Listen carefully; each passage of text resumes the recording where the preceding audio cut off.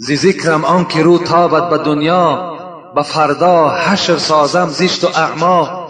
زی زیری خاک خیزد دیده اش کور، سیاه گشته دلش چون لیل بی نور.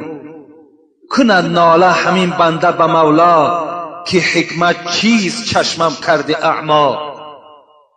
این بنده ای که از خاک سر می بردارد و چشمهای نابینا دارد، باز ناله می کرد از خدایا چرا که به دنیا داشتم دو چشم بینا، بکردی کورش ای دارنده من، ای دارنده من، ای ذات پاک. من به دنیا چشمهای بینا داشتم، چرا اینها را تو کور کردی؟ خدا گوید ای مخلوق نادان، به دنیا دادم نعمت فراوان. بدادم دست و پای و چشم بینا، دلی دانا زبانی